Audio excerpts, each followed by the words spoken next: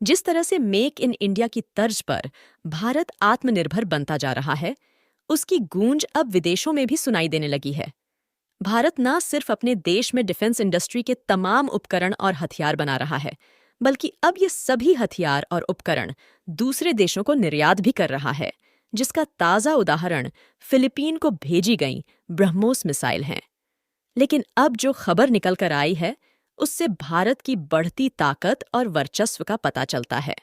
दरअसल भारत को लंबे समय से हथियार की सप्लाई करने वाला मित्र देश रूस अब भारत से हथियार खरीद रहा है। रूस दशकों से भारत का सबसे विश्वसनीय हथियार सप्लाई करने वाला देश रहा है। MiG, Sukhoi jet, BrahMos missile और S-400 मिसाइल सिस्टम भारत और रूस के बीच सैन्य संबंधों का प्रतीक हैं। यूक्रेन युद्ध के बाद भी भारत लगातार रूस से हथियार खरीद रहा है। रूस ने S-400 समेत कई मिसाइलें और अन्य सैन्य साजो सामान भारत को भेजे हैं। इस बीच रूस ने भारत में बने $4 अरब के हथियार और अन्य साजो सामान खरीदे हैं।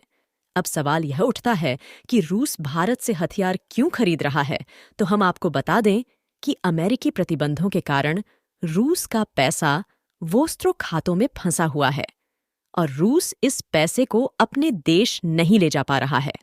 बताया जाता है कि वोस्त्रो खातों में भारतीय रुपया है, इसे एक घरेलू बैंक में संचालित किया जाता है।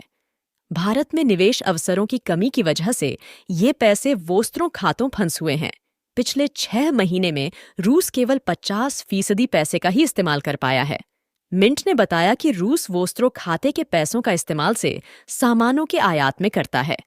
रूस अक्सर भारत से मशीनरी, ऑन्टो पार्ट और अन्य इंजीनियरिंग सामानों की खरीद करता है, लेकिन इन खातों में पैसा अधिक हो गया क्योंकि रूस ने अमेरिकी प्रतिबंधों के दौरान भारी मात्रा में भारत को तेल की सप्लाई की है।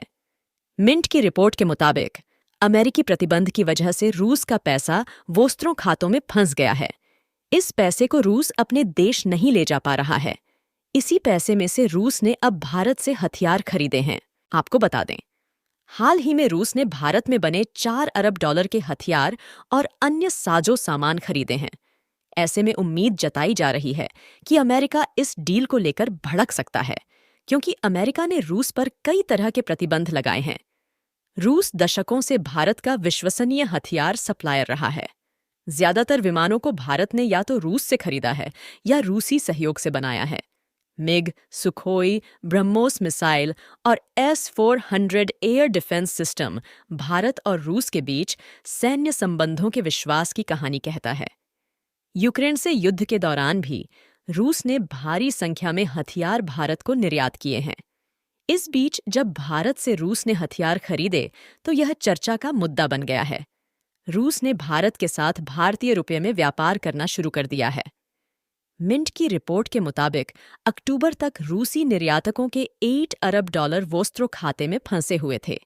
इन खातों को रूस और भारत के बीच व्यापार को बढ़ावा देने के लिए खोला गया।